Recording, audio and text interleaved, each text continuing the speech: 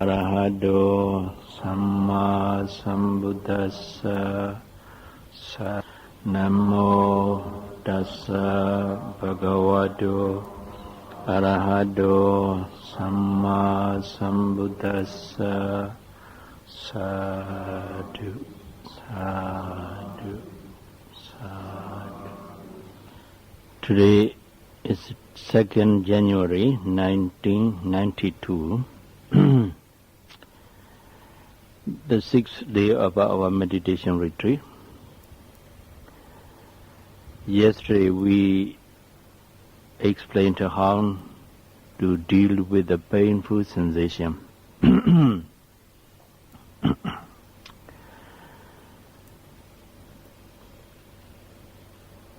Yes. As I told you, the pain is the key to the door of Nibbana.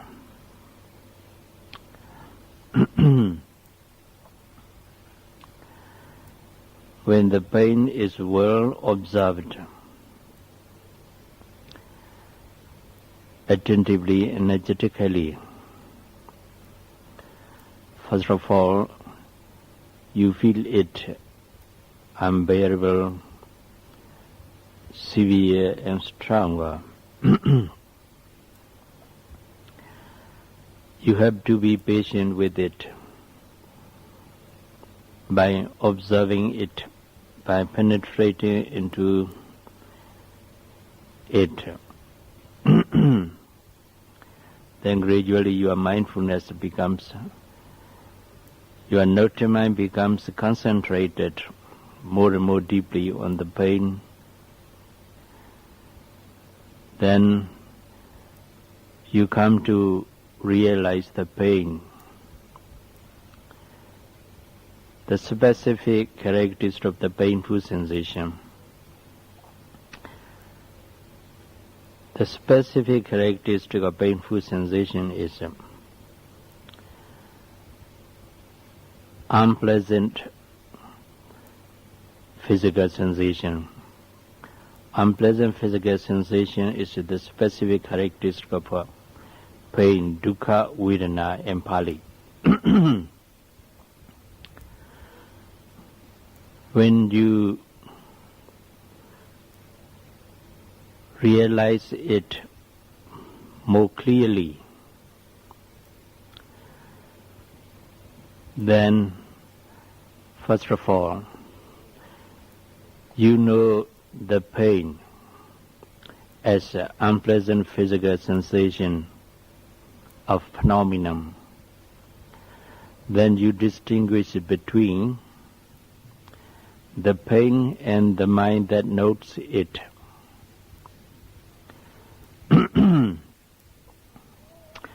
There's the pain, unpleasant physical sensation,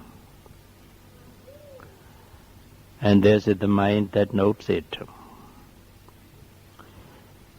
You come to differentiate between the object and the subject. The object,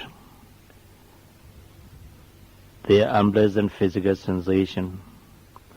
The subject, the mind that notes it and to realize it.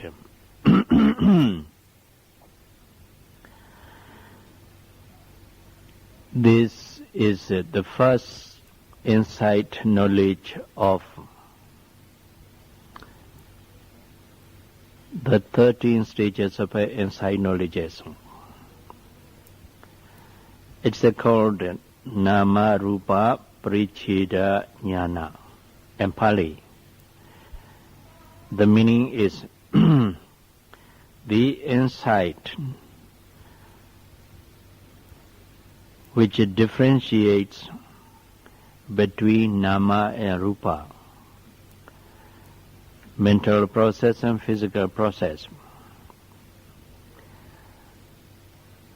or the insight knowledge that discerns the true nature of mental process and physical process.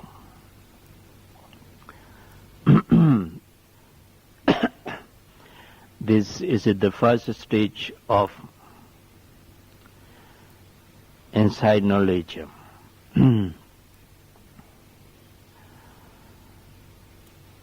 Then we have 13 stages of insight knowledge, and one path knowledge, Maganyana, and one fruition knowledge, Phalanyana, and one review knowledge, Pachavakhananyana. In this way, altogether, a meditator has to go through all these stages of insight knowledge and path, fruition and review knowledges until he has attained at least the lowest path knowledge, that is Sotapatimagga. Out of these jnanas, insight, the insight that differentiate between painful sensation, the unpleasant physical sensation, and the mind that notes it, realizes it, is called Nama Rupa Parichita Jnana.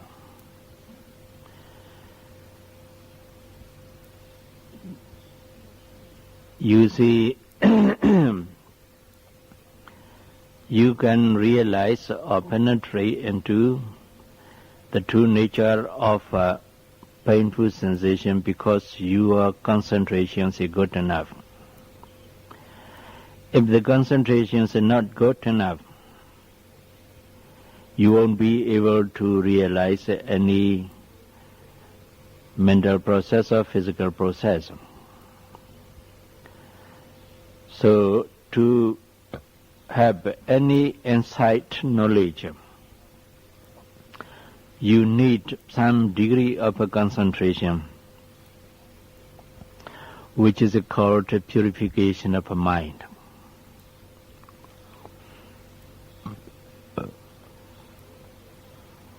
In the course of a Vipassana meditation, there are the 7 kinds of purifications. The first is Sila Visuddhi, purification of a moral conduct, morality. To purify morality, a moral conduct, we have to observe 5 precepts or 8 precepts. 5 precepts is abstention from killing, abstention from stealing, abstention from not stealing, abstention from taking what is not given, and abstention from sexual misconduct, abstention from telling lies, abstention from using any kind of intoxicants. These are the 5 precepts. If you fully observe these 5 rules of moral conduct, your deed and speech is purified. It means a purification of a morality or moral conduct. When you fully observe the 8 precepts,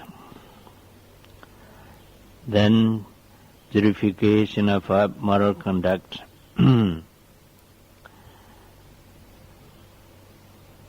is also attained by observing the 8 precepts. When you observe the 8 precepts, you have ample time to devote on your meditation. Because in the 8 precepts, the 6th one is abstention from taken substantial food after midday. So after midday you have nothing to do for your dinner or for your any kind of a substantial food. So you have a lot of time to spend on your meditation. That's why you have to observe a precept.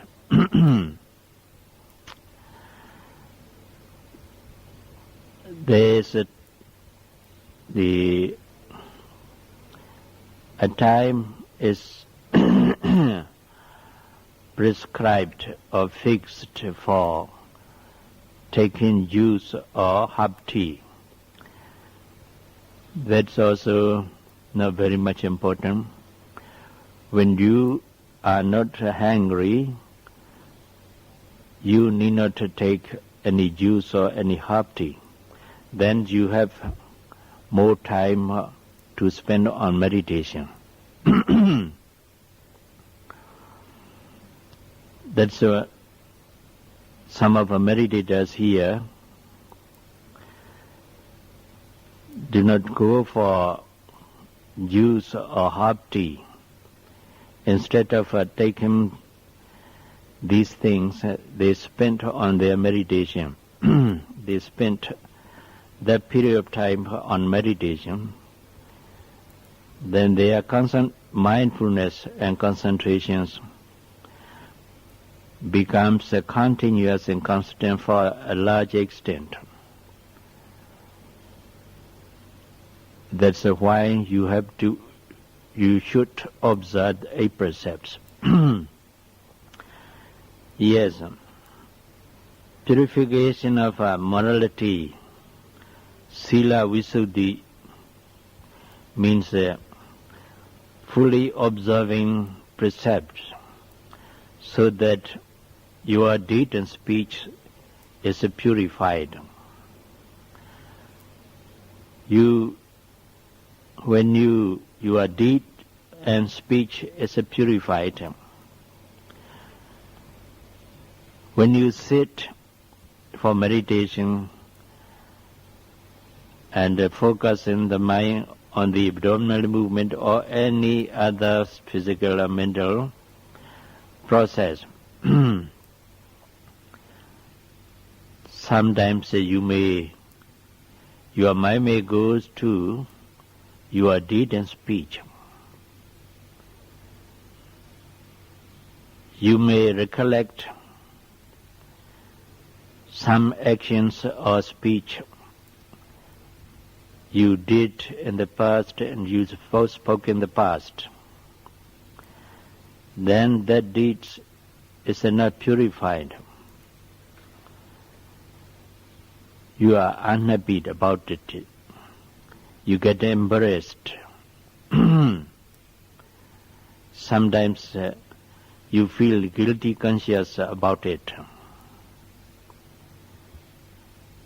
When the mind defiled and feel guilty conscious, you can't concentrate well on the object of meditation.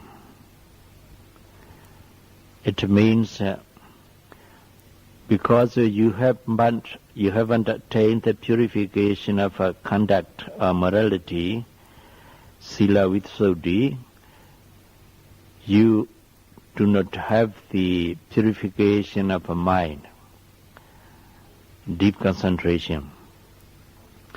When your deed and speech are purified,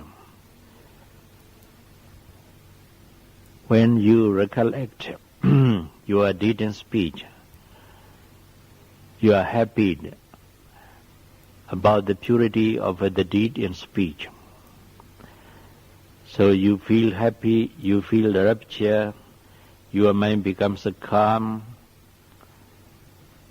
Then you can concentrate your mind on the object of meditation very well. Because purification of morality or conduct. So, to attain some degree of a deep concentration, you need to purify your deed and speech, or you need to attain the purification of morality, sila visuddhi. Based on purified moral conduct, you practice Vipassana meditation or Samatha meditation. Then your mind easily concentrated on the object of meditation because of a purification of a deed and speech or moral conduct. So, when the mind is concentrated to a large extent, the insight that arises together with that concentration becomes sharp and penetrating. Then the insight penetrates into the true nature of mental and physical phenomena which is observed. That is called the insight which discerns the specific characteristic of a mental and physical phenomena, or the insight that differentiates between the object and the subject, or mental process, physical process and mental process. It's the first stage of insight knowledge. Nama rupa parichida jnana. Nama is mental process. Rupa is a physical process. Parichida means to differentiate or to discern. Jnana means insight. So nama rupa parichida jnana means the insight that discerns the specific characteristic of a mental and physical phenomena, or the insight that differentiates between the two processes, that's the mental process and physical process. When you observe rise and fall of the abdomen, knowing the very beginning of the movement of rising and to end of it, realizing the very beginning of a falling movement and to end of it, then gradually your mind becomes concentrated. The more deeply the note mind concentrated, the clearer insight becomes. Then it penetrates into the nature of a mental and physical process. Here penetrates into the rising movement of a physical phenomena and the falling movement of a physical phenomena as a series of movements, a series of broken movements which are arising passing away one after another. Then you come to realize the note mind that realizes this movement as just a natural process which are arising and passing away. In that state of jnana, insight knowledge, you are not aware of yourself. You are unconscious of your bodily form and also yourself, your person. What you are realizing at that moment is just rising movement, falling movement, and the mind that notes it. You are realizing discovering this dual process of a mental phenomenon and physical phenomenon. Because you are unconscious of your bodily form and yourself, your person, you do not identify either the rising movement, falling movement, or the mind that notes it, or mental process which knows it with yourself, with your person. You don't take this dual process to be a person, a being, and I know a you. Then you have removed the idea of a person, a being, a self of soul, and I know as you. Because you don't have any idea of a person, a being, concerning this rise and fall of the abdomen and the mind that notes it, there won't arise any mental defilement such as desire, craving, lust, greed, hatred, ignorance, and so on. Because these mental defilements arise depending on the idea of a person, a being. But now you do not discover any person or any being, any self, any soul. What you are here discovering is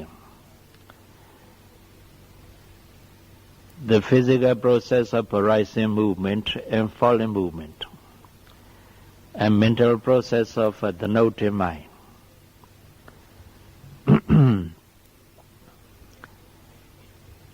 These dual processes are also arising in personal way.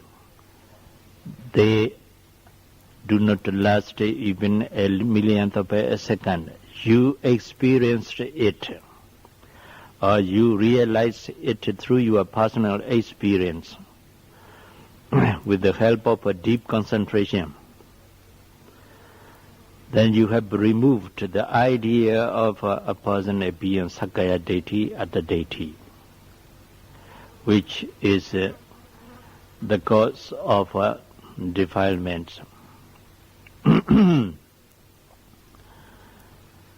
In this way, the insight knowledge that discerns the specific characteristic of the movement of a Vayodhatu, wind element, and the insight knowledge that differentiate between the object and the subject, the object, the mental process, and the subject, the object, physical process of movement, the subject,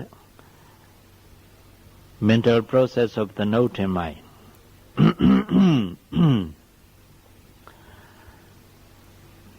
So it destroys the idea of a person, a being, Sakaya deity, Atta deity.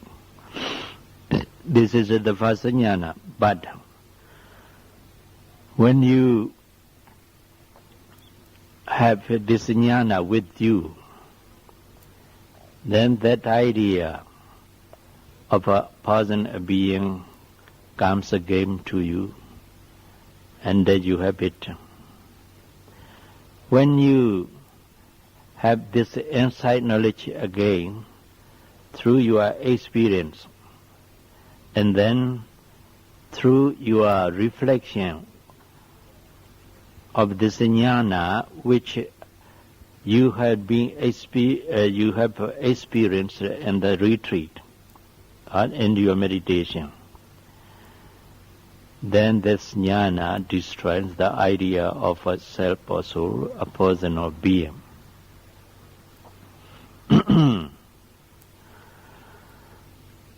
In this way, this mindfulness meditation, Vipassana meditation, enable a meditator to purify his view or his understanding. The idea of a person, a being. We call it Sakaya Deity. Sakaya Deity, the idea of a person, a being, has been destroyed by the insight knowledge that discerns specific characteristic of a mental and physical phenomena or objects and subjects.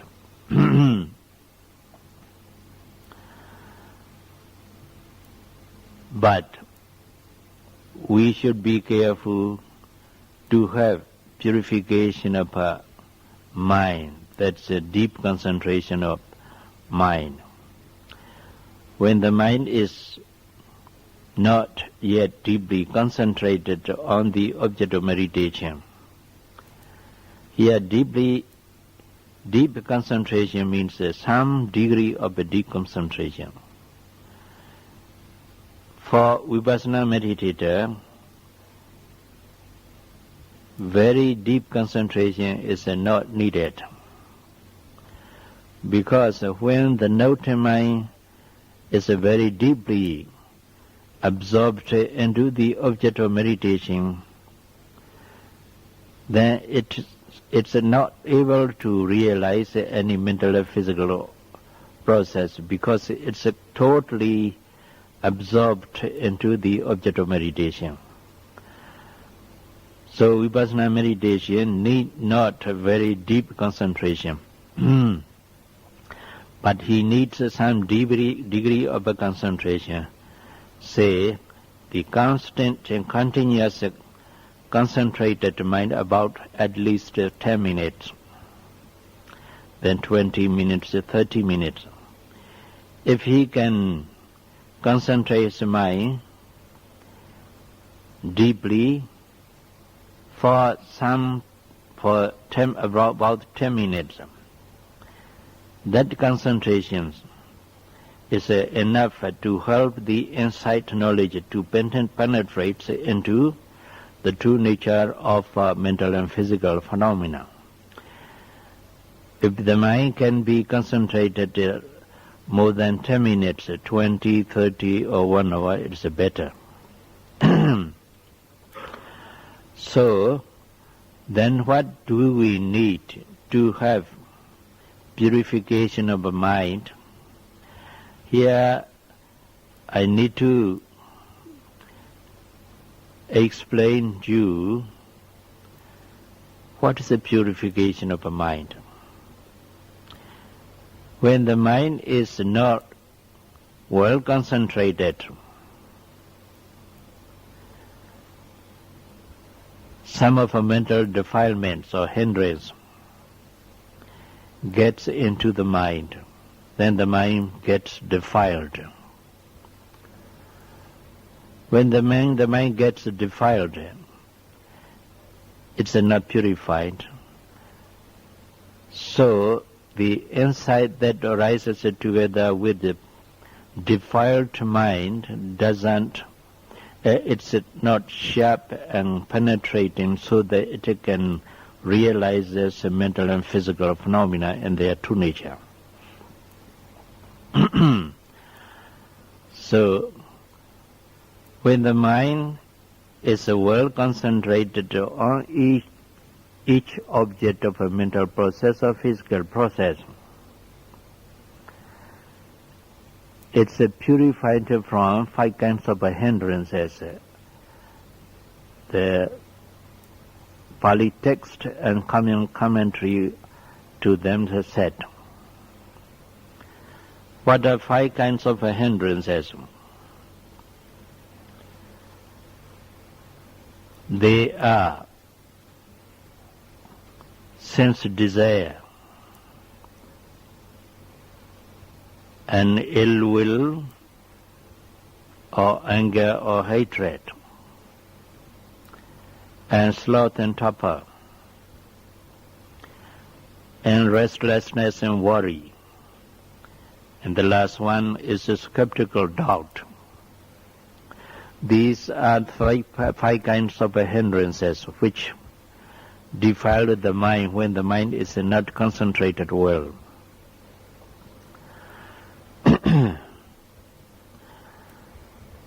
Sense desire, we call it kamachanda nivarana. Nivarana means hindrances. Kamachana means a sense of desire. While you are meditating and sitting and walking, when you have any of sense desires,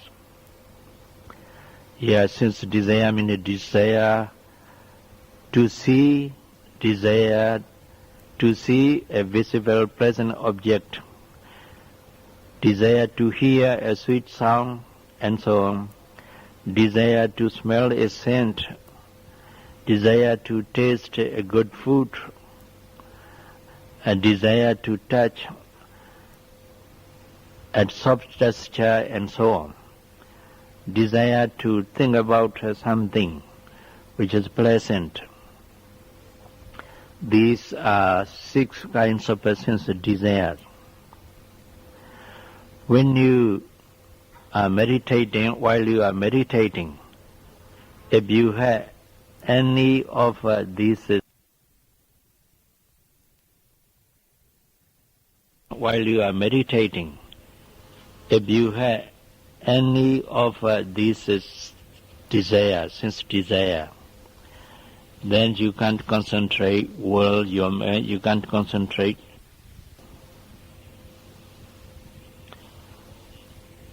Rising, falling, you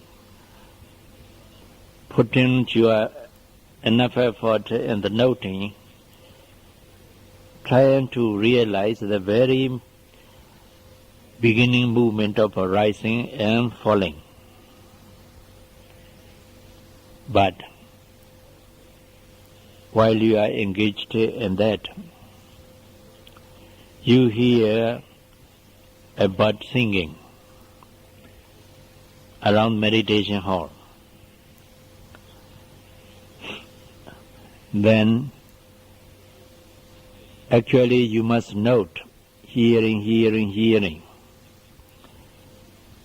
But you fail to note because you like the bird's song. Then what does you have?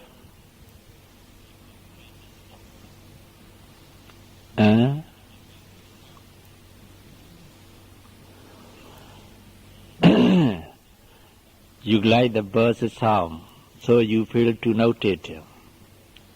Then you have anger or aversion to it. What do you have? A desire to hear the song of the bird. That desire is known as a sense desire, kamachanda nivarana. When you do not know that desire becomes stronger and stronger. Could you concentrate well on the object of meditation? No. So that sense desire is the hindrance to your concentration as well as insight. Because it defiles your mind. So this is a sense desire, which is one of the 5 hindrances to your progress and in concentration as well as in insight. Then another one is Vyapada Nivarana in Pali, means ill will or hatred or anger. Vyapada Nivarana we call it. While you are meditating, sometimes you recollect what you were once insulted by a person, then what do you have? You have a pleasure, happiness, anger. Then when that anger is not noted, the anger becomes stronger.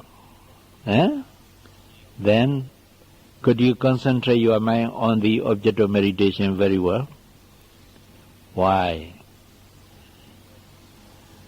Because the anger agitates you, your mind, disturbs. So the anger is a hindrance to your concentration of the mind. So it's called nivarana, hindrance. Anger, the same with disappointment, dejection, depression. These are also included in the ill will. So they are also hindrance to your progress and concentration as well as insight too. Then, if you have any of these mental states or emotional states, and your mind while you are meditating, what should you do? Note it. Note it as it is. Then your noting should be energetic, attentive, and somewhat quick. Why?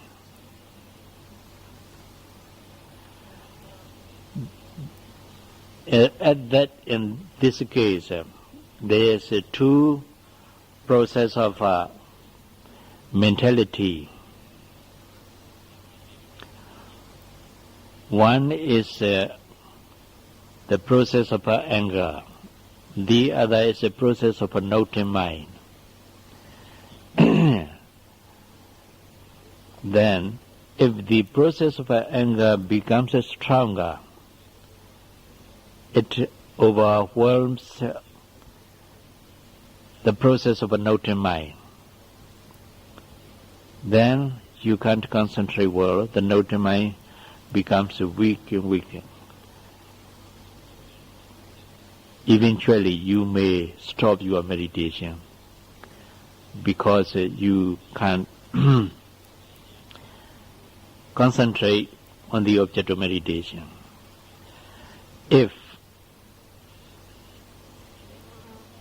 the process of anger becomes weak because the noting mind becomes stronger and stronger. When the noting mind becomes stronger, it overwhelms, overpowers what? The process of anger. Then the anger becomes weak and then it stops. So you need to make your noting mind stronger and more powerful. Then what should you do? Note superficially, lightly. How?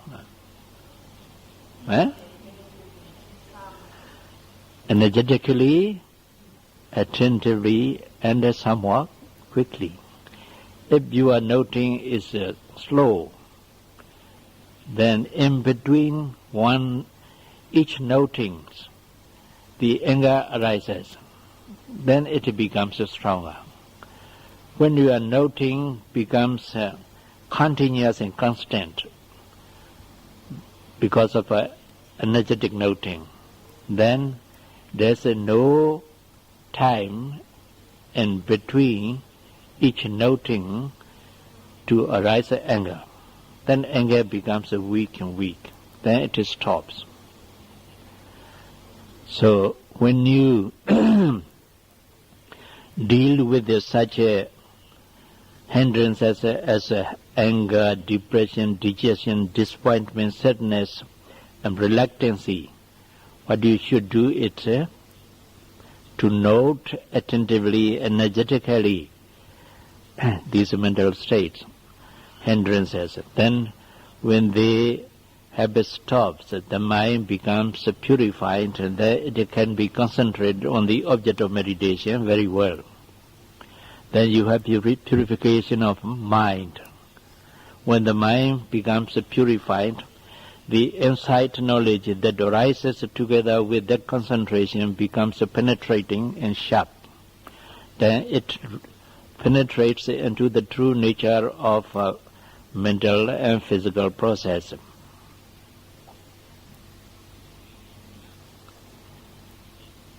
You understand? Do you agree?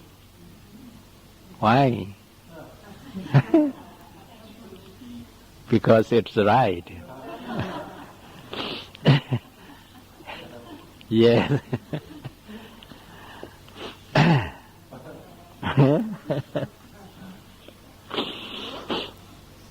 So, be careful to note any mental state or physical state attentively, energetically, and somewhat quickly, so that your noting mind becomes continuous and more powerful.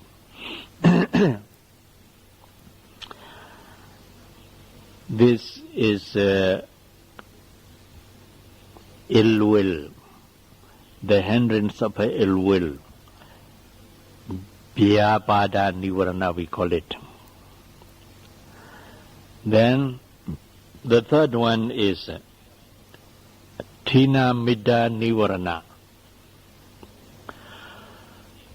Tina Midda means sloth and tapa, mental sluggishness.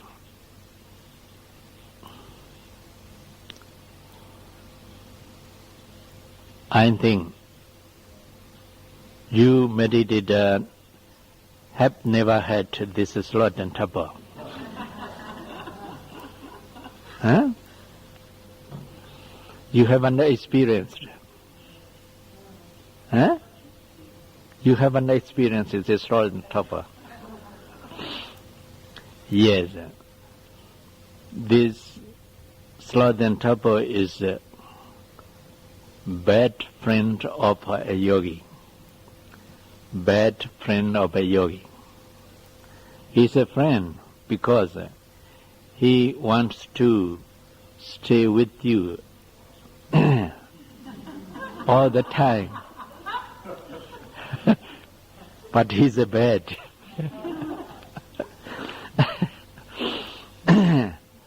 Then, when you have this sloth and tapa, sleepiness, mental sluggishness, what should you do? Enjoy it. Enjoy it. Yes, sometimes you enjoy it. When you enjoy it, does it go away or does it stay on? Huh? Does it stay on? Then you should note it. Sleepy, sleepy, sleepy, sleepy. Attentively, energetically, so that you can make your mind alert and active. When the mind becomes alert and active, then sloth and tapa goes away.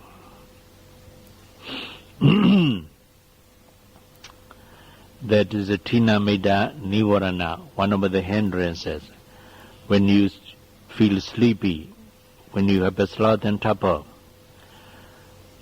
could you concentrate your mind well on the object of meditation? No.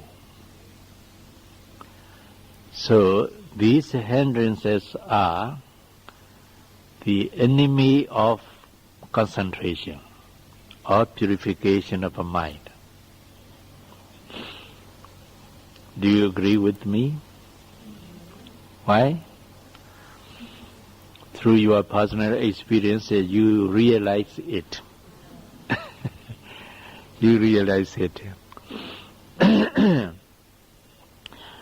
Then, when this sleepiness oppressed a yogi, he is helpless to note it. Yes, because his mind becomes dull, heavy, with the burden of sleepiness and sloth and torpor. So it's not able to note it, but you must try to note at this stage. You should open your eyes in this state of sleepiness and mental sluggishness. When you open your eyes, then your mind becomes alert and active to a certain extent. Then it has some energy to struggle with the sleepiness. Yes. Then you try to note sleepy, sleepy, sleepy, sleepy, as much as possible, persistently and perseveringly. Then gradually the mind becomes alert, active and light. Then your friend goes away. Which is your friend? Yes. So, when the sleepiness, sloth and torpor has been destroyed, then you close your eye again. And what should you do?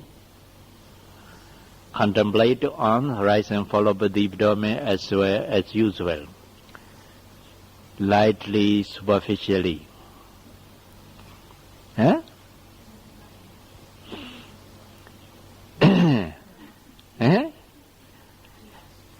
If you observe, rise and fall over the abdomen as usual, lightly, superficially, then your bad friend comes again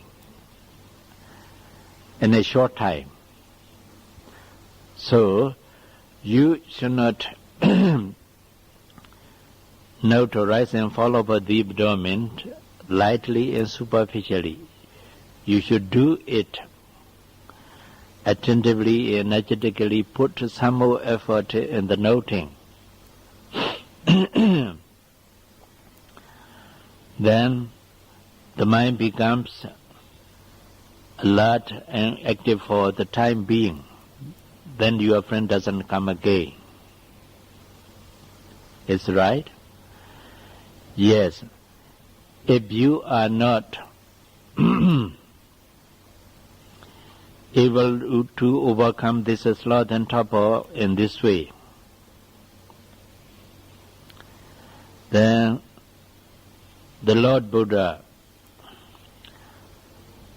teaches us 7 ways of overcoming this sloth and torpor.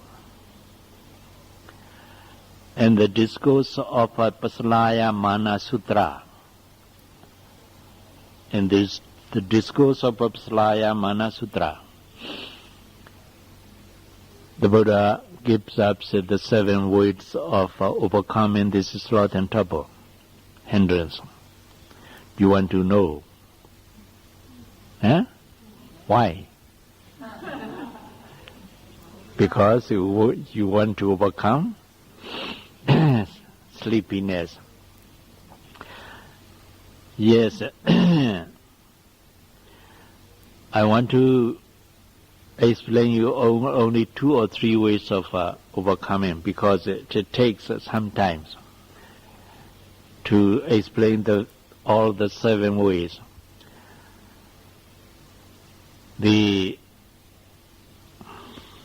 One of the 7 ways is, when you are not able to overcome the sleepiness by noting it attentively, actually you are not able to note attentively. Then the Lord Buddha said, you should pull your ears and twist at it.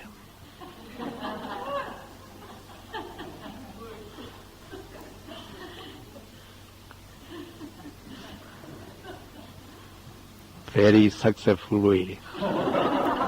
Yeah. Try. Yes. Try. Then, one of the other ways is the other way of the 7 ones is get up and walk. When you walk, you should walk backwards. Yes, you should walk backwards. Then sloth and torpor will go away. If you do not believe in the teaching of the Buddha, you should practice it.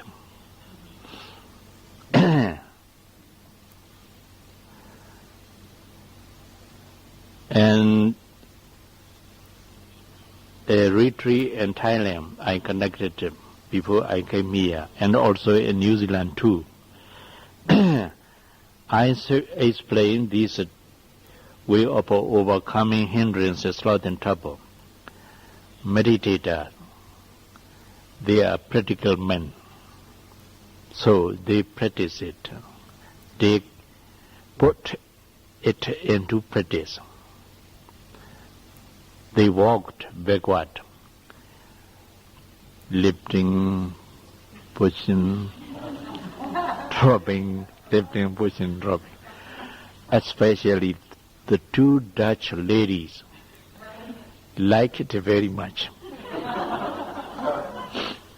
Because one of the Dutch lady was very sleepy. Every sitting, he was sleepy, so she was sleepy. She was very much disappointed for her meditation. That's why I explained them. These 5 ways, 7 ways of overcoming sleepiness. That Dutch lady liked this way of overcoming sleepiness very much. He put it into practice. She always walked backwards. They are walking. The spaces for walking meditation is also very large, very good. So, even at night, she walked backward. From that time onward, she didn't feel sleepy. Sleepiness, sloth and torpor overcome.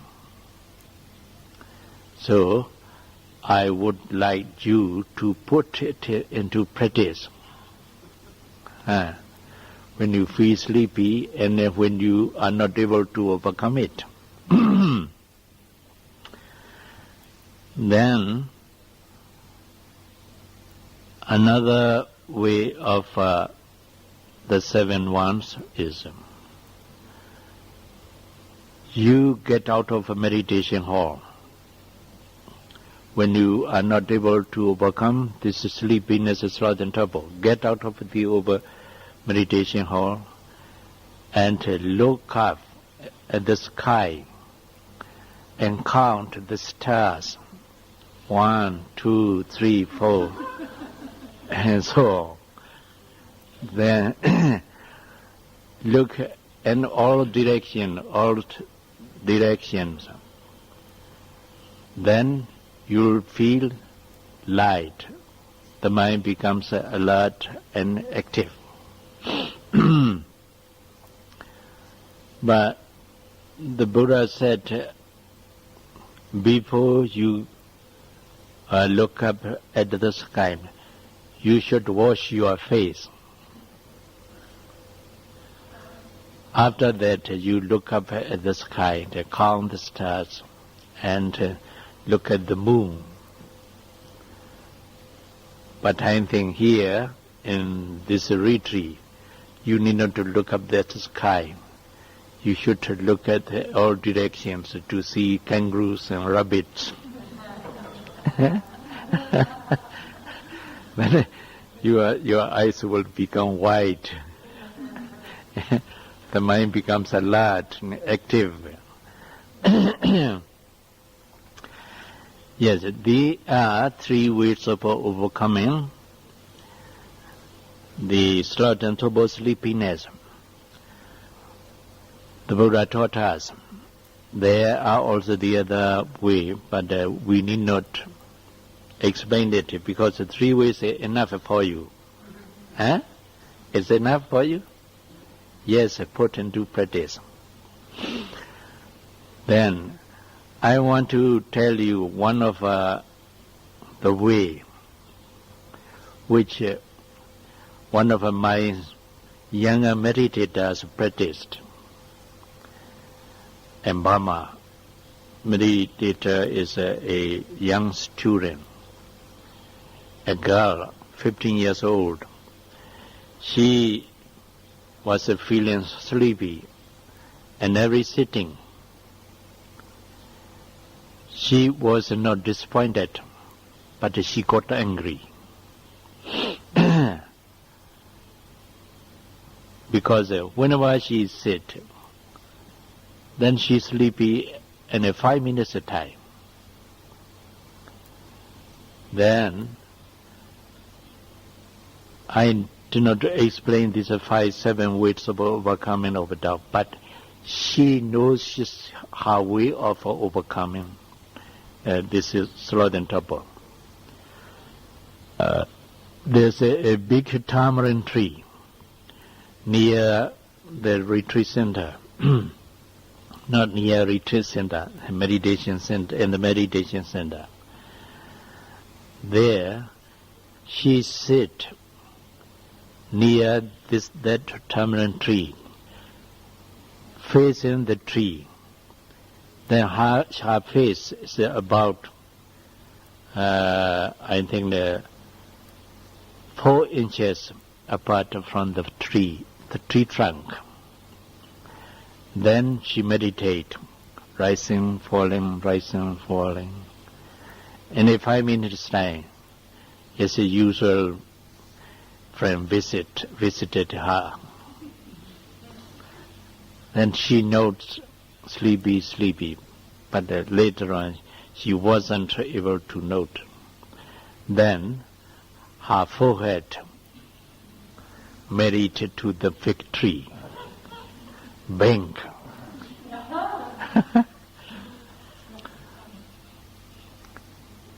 Then she rubbed her head with her hand, but continued to meditate.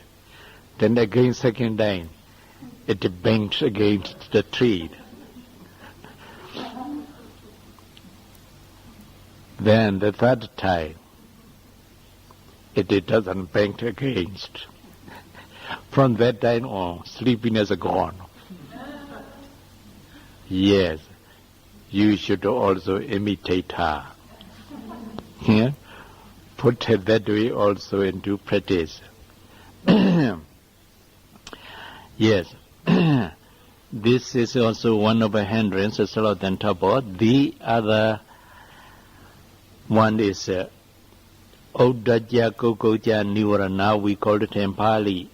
The meaning is restlessness and worry. Restlessness and remorse. Restlessness and remorse.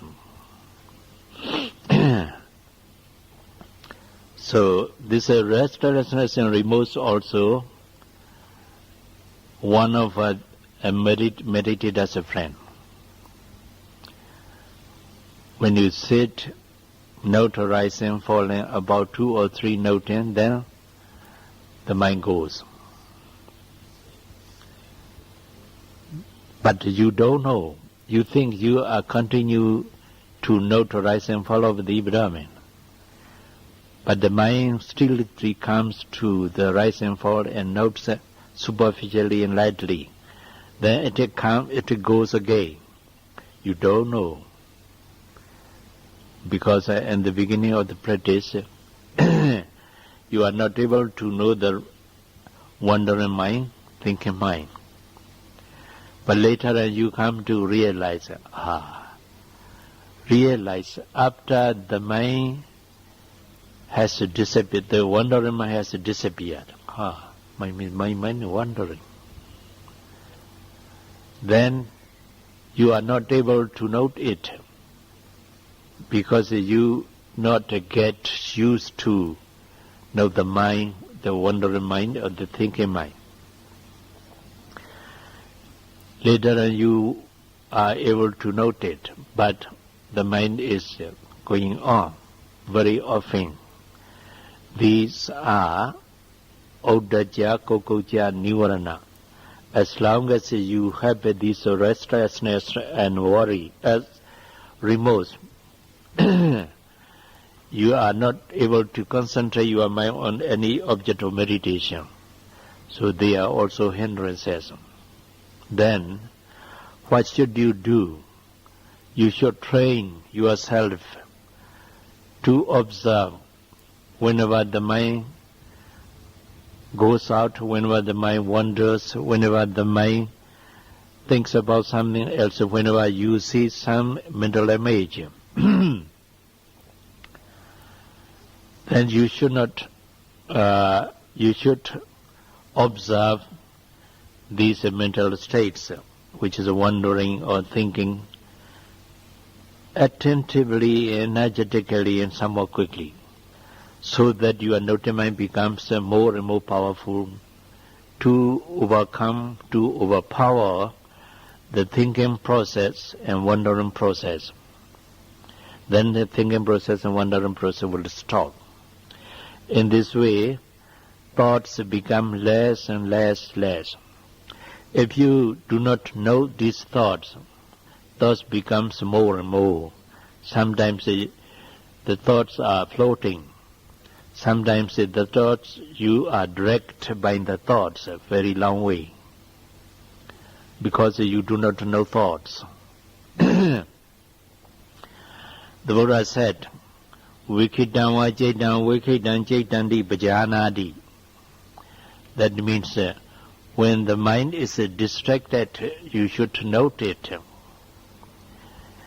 When the mind goes out, the mind wanders about. When the mind thinks about something else, you must note it. That's what does that passage means.